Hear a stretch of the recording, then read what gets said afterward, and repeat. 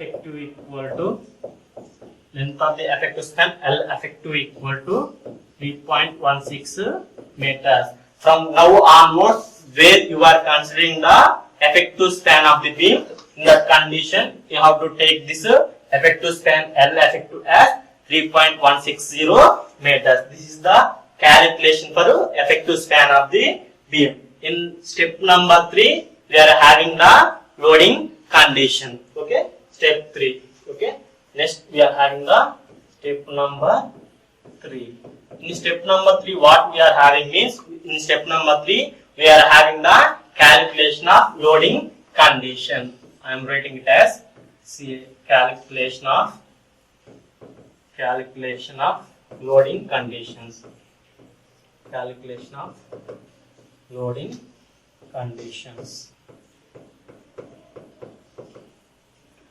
Loading condition. If you observe in problem, they given the one working load based on the cross-sectional dimensions of the beam. We will get one self-weight.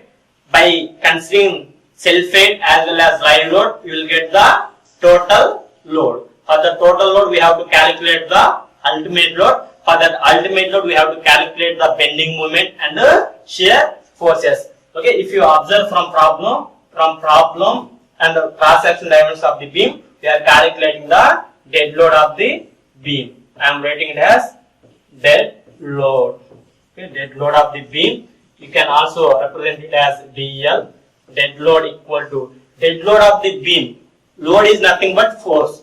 Force, how we can calculate? Density equal to weight by volume. That means weight equal to volume into density. Okay, where dead load you can get it as area of the cross section of the member with respect to the unit weight of the RCC. That means what I am doing means I am considering the width of the beam as well as total depth of the beam. Next, the beam we are preparing with the concrete. That concrete unit weight we have to consider. That means unit weight of RCC. Unit weight of RCC. Where B is the width of the beam and capital D is the total gross depth of the beam. Unit weight of RCC we are considering it from the IS 875 part 1. We are taking the unit weight of RCC for reinforced concrete as 25 kilonewton per meter cube.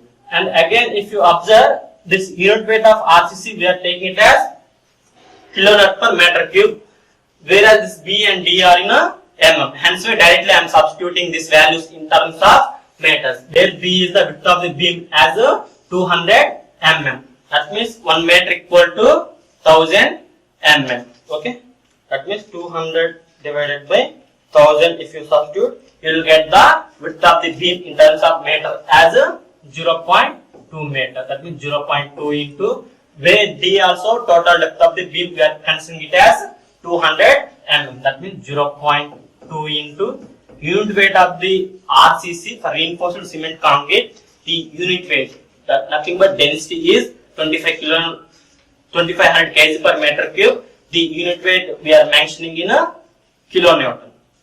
Unit weight we are representing in kilonewton. Density we are representing in a kg per meter cube. Density of concrete is 2500 kg per meter cube. Right? Unit weight of reinforced concrete equal to 25 kg per meter cube, which is also right. From this B 0.2 and D 0.2, unit weight of RCC I am taking it as 25 kilonewton per meter cube. And if you substitute all these parameters, you will get the dead load or self weight acting on the beam. That means 0.2 into 25. 0.2 into 0.2 into 25.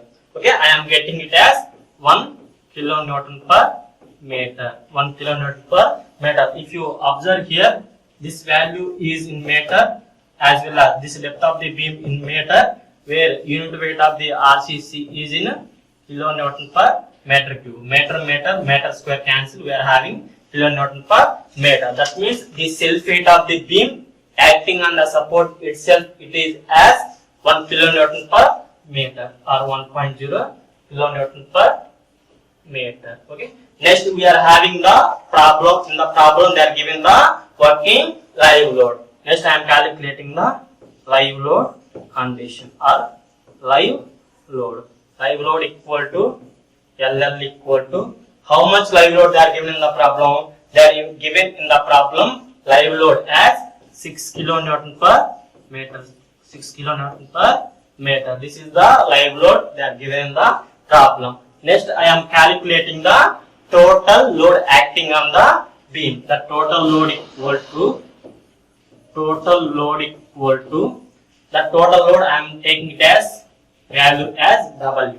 Total load equal to dead load plus live load. Dead load as 1 kilonewton per meter I calculated from the cross section dimension, and live load they are given in the problem. That live load value it will be 7.0 kilonewton per meter. This is the total load. From this loading condition, now I am interested to calculate the design of ultimate load. Okay, ultimate load or design ultimate load. Design ultimate load. Design ultimate load. This design ultimate load I am taking it as WU, where design ultimate load equal to total load into partial safety factor. Design ultimate load equal to total load into partial safety factor. So live loads and dead loads, the partial safety factors already we have discussed in our code book. From the IS 456 2000 code book, we have considering the partial safety factor for loadings as 1.5. If you consider again this total load, we are having 7 kilonewton per meter. Partial safety factor for both the dead load and live load, we are considering it as 1.5 under limit state of collapse. That means 1.5. If you substitute this, you will get the 10.5. 7 into 1.5. Okay, 10.5. That means the total ultimate load W equal to 10.5 kilonewton per meter. That means this is the total load of the member acting on the supports. Up to now we have calculated the total loads of the beam. Next we are having the step number 4. That step number 4 is calculation of bending moment and shear force. Here next we are having the step number 4. Step number 4 what we are having? Step number 4 we are having calculation of bending moment and shear forces. I am writing it as CL. Calculation of bending moment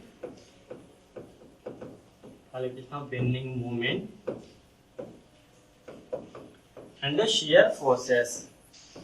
Calculation of bending moment and shear forces.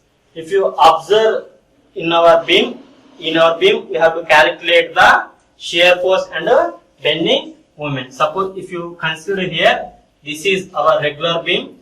For this regular beam, I am keeping here the supports and I am applying the load. Due to this application of the load, we will get the shear force value, we will get the bending moment values. If you observe here for this diagram, you will get the uniformly distributed load. You will get the shear force diagram as this is W kilonewton per meter. That means W how much we are having?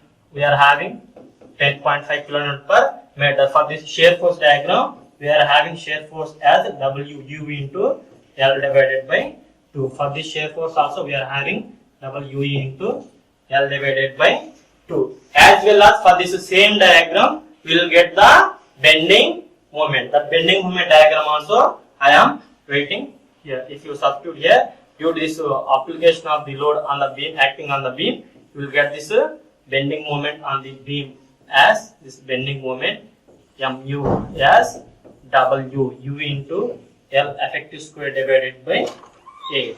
WU into L effective square divided by 8. Here also you have to mention L effective. By calculating this MU value and shear force value, we will get the moment, how much it is acting on the member due to the application of the load. That moment now we will calculate. That means moment equal to WU into L effective square divided by 8. WU into L effective square divided by 8, where WU is the total design ultimate load value. The total design ultimate load value we are having 10.50, where L effective is the effective length of the beam or effective length of the span, that we are having 3.16 whole square divided by, from this bending moment equation, by substituting 8, you will get the moment acting on the beam due to the application of the load. Here W is in a kilonewton per meter. Effective length is in a meter square. Meter will get cancelled. Moment equal to force into perpendicular distance. You will get this value as in kilonewton meter. Okay. Next, what I am doing, 10.5 into 3.16 into 3.16 divided by 8. I am getting the moment value as 13.10 kilonewton meter. Okay, this is the moment acting on the beam. That means due to application of this load, 13.10 kilonewton meter will be acting on the beam. Next, I will calculate the shear force acting on the beam. That shear force I am writing it as VU, where shear force VU equal to WU into L divided by 2. WU into L divided by 2, where W is the total design ultimate load acting on the beam. The total design ultimate load acting it as 10.5 into L effective length we are having 3.16 divided by 2. If you observe here, this value is in kilonewton per meter. Here this is in a meter. By cancelling meter, you will get the shear force as in a kilonewton. That means how much I am having, 10.5 into 3.16 divided by 2. I am getting this shear force value VU as shear force value as 16.59. 16.59. The shear force value I am writing it as 16.59 kilonewton. This is the calculation of bending moment and calculation of shear forces due to application of the load acting on the beam. Suppose if you consider this beam, in this beam I am applying the load. Due to this application of the load, I am getting this bending moment. This is positive bending moment and this is negative bending moment. I calculated the shear force. I calculated the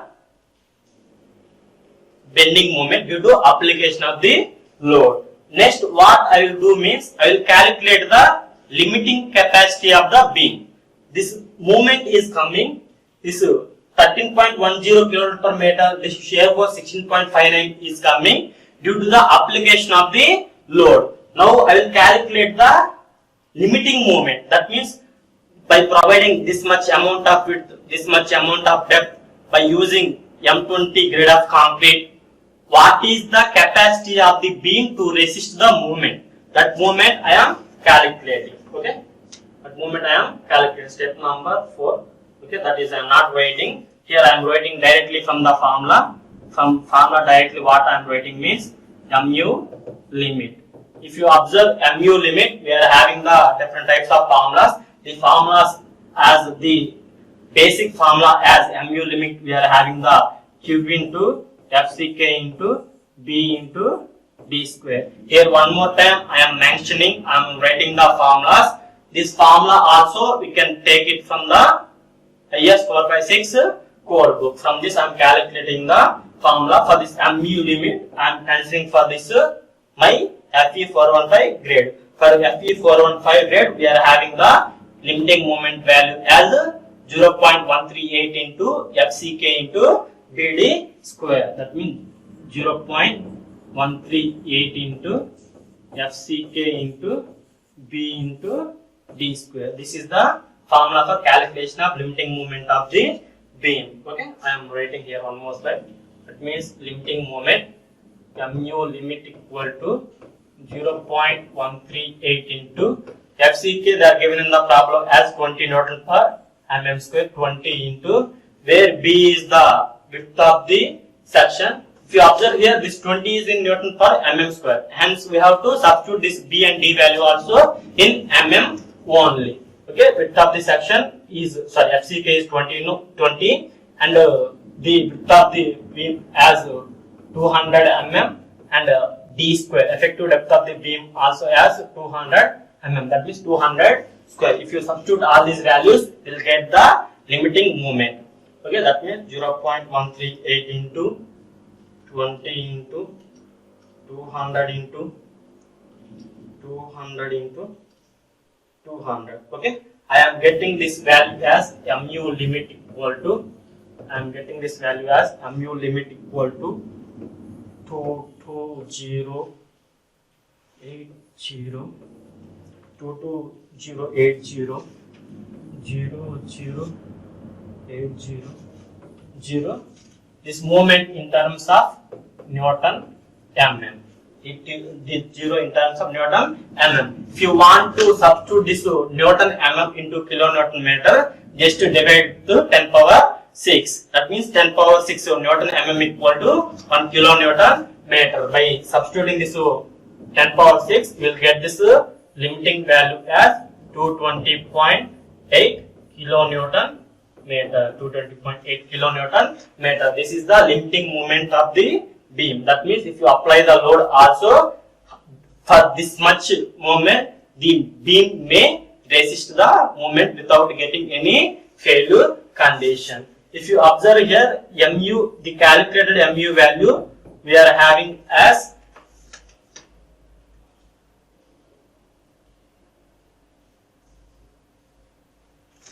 wait a minute, I will substitute 220.8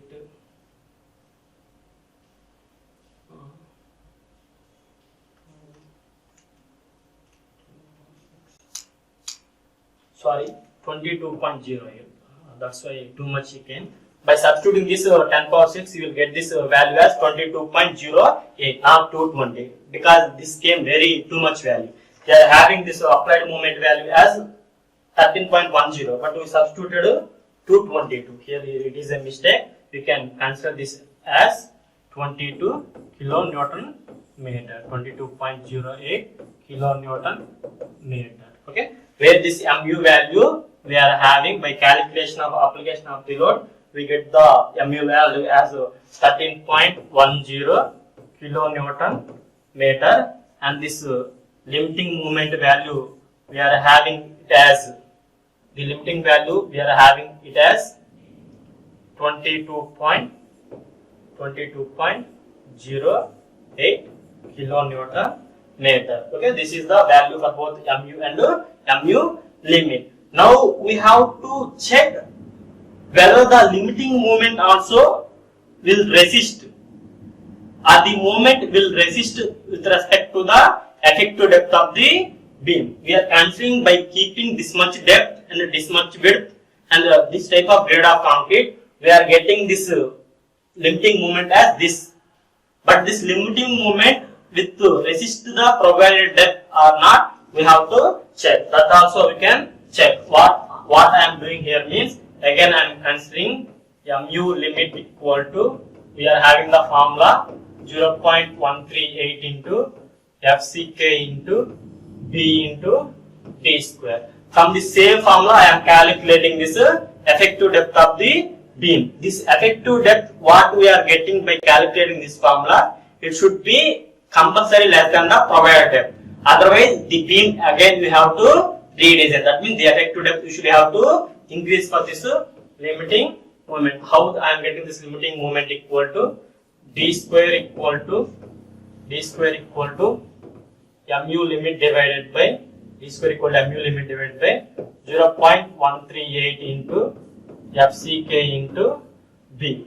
That means where mu limit we are having this value as 22.08.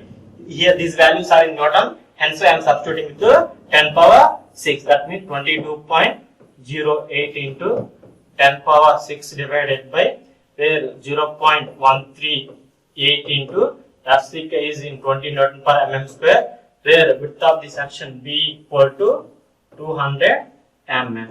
And if you substitute the square root of this answer, you get the effective depth. That means 22.08 into 10 power 6 divided by 0.138 into FCK 20 into 200.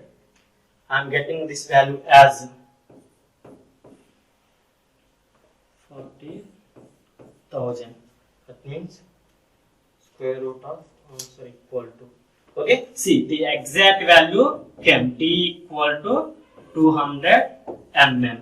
What we are provided depth is exactly sufficient with respect to the limited moment of resistance. In some conditions, if you calculate the provided depth, will may not get resist this limiting moment. In those situations, what it will happen means the effective depth what we are provided here, it may not sufficient. That means this value it will may be greater or it will may be less.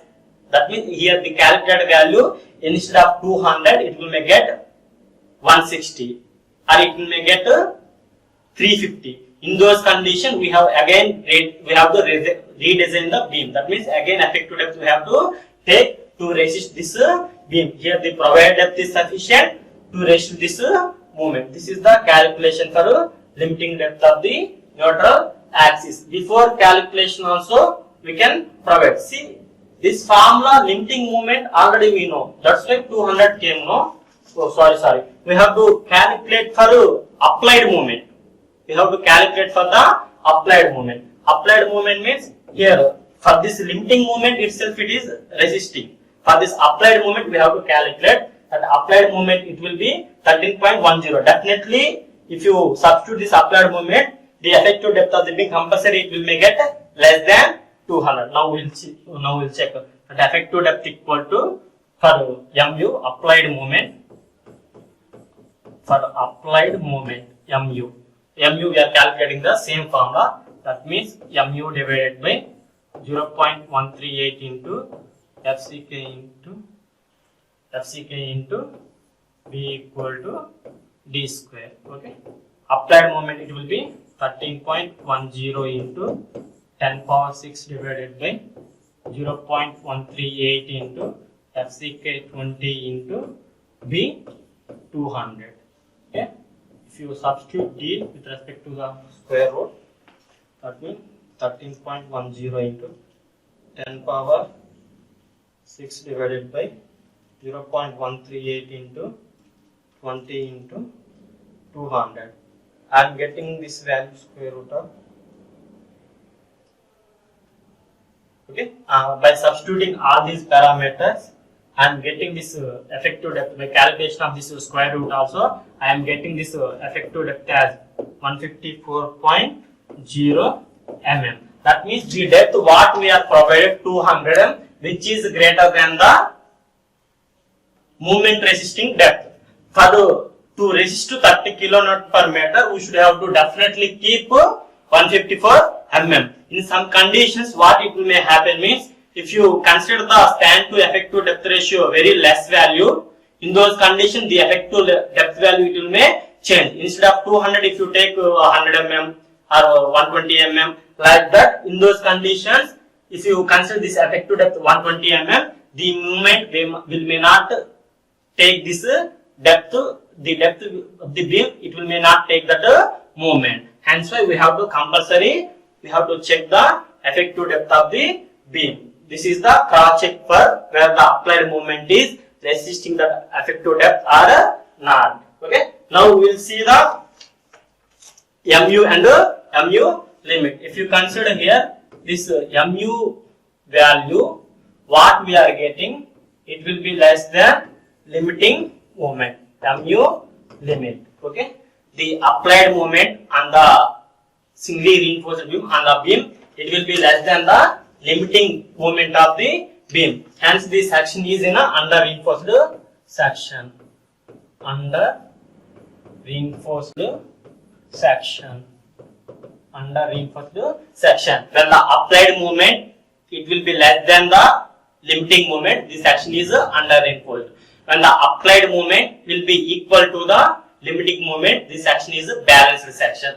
When the applied moment is greater than the limiting moment, this section is a over-enforced section. That when the section is over-enforced, we have to design the beam as to doubly reinforced. That we will discuss in a later classes. For this mu value we are considering. For this resisted moment, how much amount of steel bars we have to provide, now we'll discuss. Okay, from this under reinforced section we are considering as hence consider